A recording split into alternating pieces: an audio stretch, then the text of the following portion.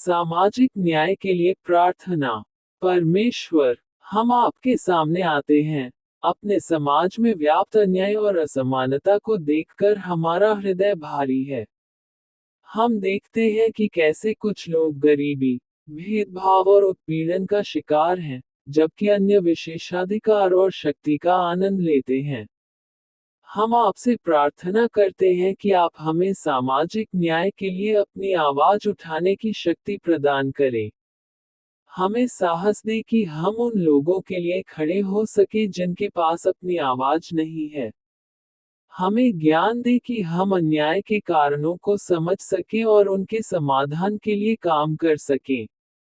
हमें प्रेम और करुणा दे कि हम सभी लोगों को समानता और सम्मान के साथ व्यवहार कर सकें।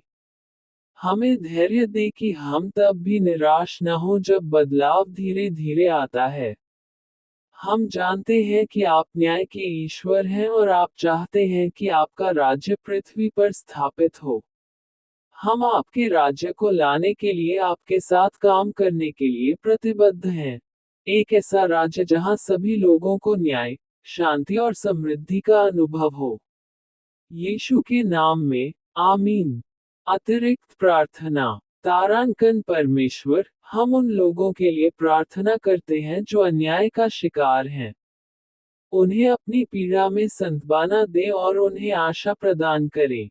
तारांकन परमेश्वर, हम उन लोगों के लिए प्रार्थना करते हैं जो शक्ति और अधिकार के पदों पर हैं।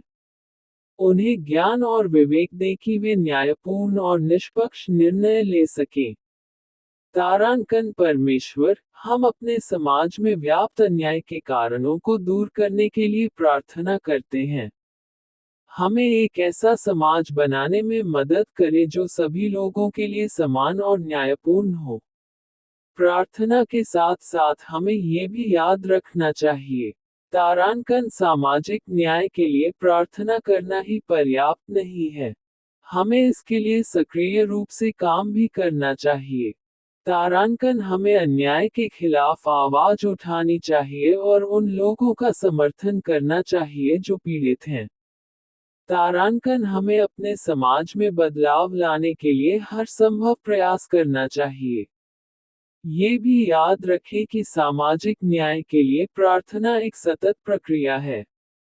हमें लगातार प्रार्थना करते रहना चाहिए और तब तक प्रयास करते रहना चाहिए जब तक कि हम एक ऐसे समाज का निर्माण न कर लें जो सभी लोगों के लिए न्यायपूर्ण और समान हो। Dear beloved family, dear beloved brothers and sisters, children and youth, I am Amadi Pius Marki. This is the 13th day of July. Today is 15th General Sunday. Here's an example. A personal prayer for प्रिय परिवार, प्रिय भाइयों और बहनों, बच्चों और युवाओं। मैं पास्टर रवि जेम्स हूँ।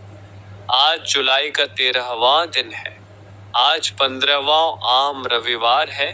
यहाँ एक उदाहरण है, एक व्यक्तिगत प्रार्थना। They encourage a life lived with justice, selfless love, humble reverence for God's reign, and an understanding that love is the fulfillment of all our obligations to others. वे न्याय, निस्वार्थ प्रेम, ईश्वर के शासन के प्रति विनम्र श्रद्धा और इस समझ के साथ जीने के लिए प्रोत्साहित करते हैं कि प्रेम दूसरों के प्रति हमारे सभी दायित्वों की पूर्ति है। For justice not fall on deaf ears, but stir our consciences and move us to action. न्याय के लिए पुकार बहरे कानों पर न पड़े, लेकिन हमारी अंतरात्मा को झकझोर दे और हमें कार्रवाई करने के लिए प्रेरित करे।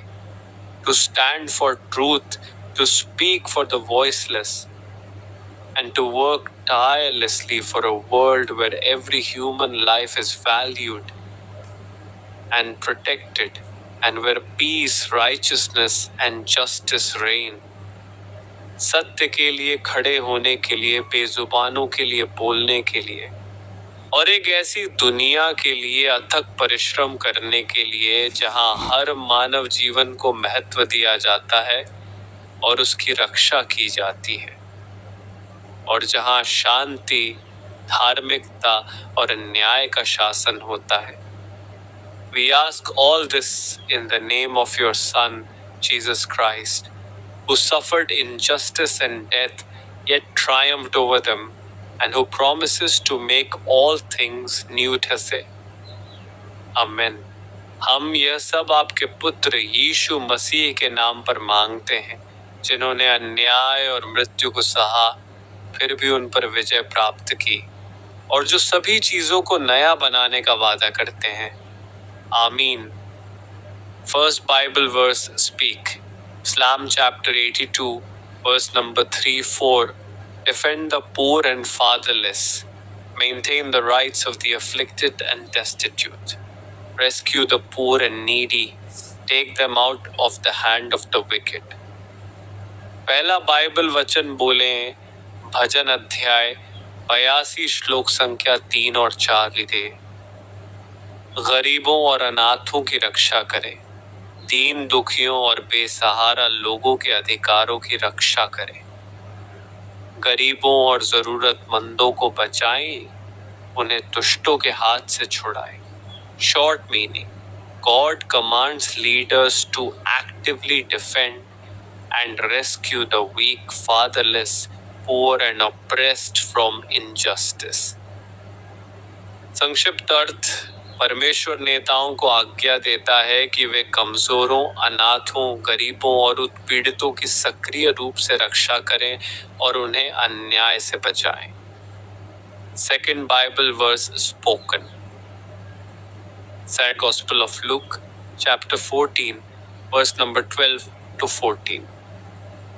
For the Holy Spirit will teach you in that hour what is necessary to say. Then someone from the crowd said to him, Teacher, tell my brother to divide the inheritance with me. But he said to him, Man, who appointed me a judge or a mediator over you? दूसरा Bible वचन बोला गया संत लूका का पवित्र सुसमाचार अध्याय 14 पद संख्या 12 से 14। क्योंकि पवित्र आत्मा तुम्हें उस समय सिखाएगा जो कहना आवश्यक है। तब भीड़ में से किसी ने उससे कहा, हे गुरु, मेरे भाई से कहे कि वह मेरे साथ विरासत बांट दे। लेकिन उसने उससे कहा, हे मनुष्य, किसने मुझे तुम्हारा न्यायी या मध्यस्थ नियुक्त किया है? Short meaning, when you show hospitality, invite those who cannot repay you, like the poor and disabled, and God will bless you eternally for your selfless generosity. संक्षिप्त अर्थ, जब आप आतिथ्य दिखाते हैं तो उन लोगों को आमंत्रित करें जो आप कुछ चुका नहीं सकते, जैसे कि गरीब और विकलांग, और भगवान आपकी निस्वार्थ उदारता के लिए आपको हमेशा आशीर्वाद देंगे। Third Bible verse, first Chronicles chapter 16 verse 30। Tremble from before his face, all the earth. Indeed, the world is established, it cannot be shaken. तीसरा बाइबल वचन, पहला इतिहास अध्याय 16 पद संख्या 30। हे सारी पृथ्वी के लोगों, उसके सामने से कांप उठो। निश्चय ही संसार स्थिर है, इसे हिलाया नहीं जा सकता। Short meaning, revere God all the earth because he has firmly established the world and rules over it with unshakable power.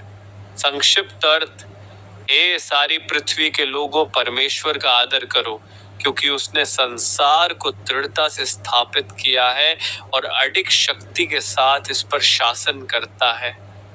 Last Bible verse to talk about the name of Romans, chapter 13 verse 8. Owe nothing to no one except to love one another, for the one who loves neighbor has fulfilled the law. अंतिम Bible वचन में बोले। Romeo अध्याय 13 श्लोक 8 का नाम, किसी के प्रति कोई कर्ज माम न रखो सिवाय एक दूसरे से प्रेम करने के, क्योंकि जो पड़ोसी से प्रेम करता है उसने व्यवस्था पूरी की है। Short meaning, owe nothing to anyone except the constant obligation to love each other, because loving others completely fulfills God's law. Would you like to know more about this verse? संक्षिप्त अर्थ, किसी के प्रति कोई कर्ज न रखो, कर्ज न रखो सिवाय एक दूसरे से प्रेम करने के, क्योंकि दूसरों से प्रेम करने से परमेश्वर की व्यवस्था पूरी तरह पूरी होती है। क्या आप इस श्लोक के बारे में और जानना चाहेंगे? Let's pray. O Mother Mary, O Saint Anna and Saint Joachim, today is July, it is the 7th month of the year 2025। आइए प्रार्थना करें। हे माता मरियम, हे संत अन्ना और संत जोआकिम, आज जुलाई है, यह वर्ष 2025 का 7वां महीना है। And through Jesus Christ our Lord, who lives and reigns with you and the Holy Spirit, one God, now and forever. Amen. हमारे प्रभु यीशु मसीह के माध्यम से जो आपकी और पवित्र आत्मा एक ईश्वर के साथ अभी और हमेशा के लिए जीवित और शासन करते हैं। आमीन। Don't forget my YouTube channel. मेरे YouTube चैनल को मत भूलना।